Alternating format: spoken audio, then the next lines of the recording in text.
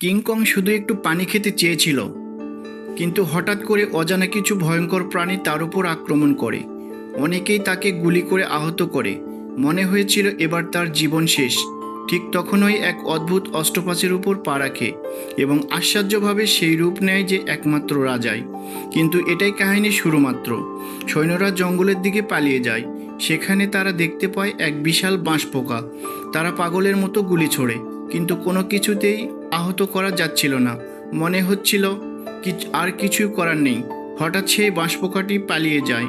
সৈন্যরা হতবাক হয়ে চারপাশে তাকাতে থাকে। এদিকে সরকার এই রহস্যময় দ্বীপটি অন্বেষণের জন্য একদল সৈন্য এবং বিজ্ঞানীকে এই দ্বীপে পাঠায়। দ্বীপে প্রবেশ করার পর তারা দেখতে পায় দ্বীপটি একেবারে জনমানবহীন।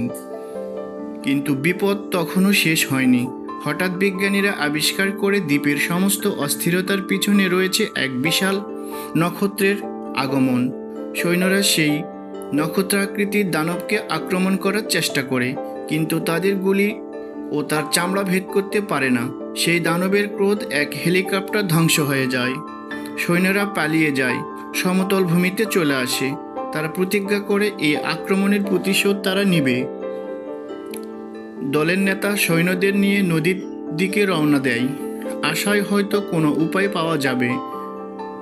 তখনই তারা এক আশ্চর্য বস্তু খুঁজে পায়, যা সমস্ত পৃথিবীবাসীদের ফেলে যাওয়া কিছু।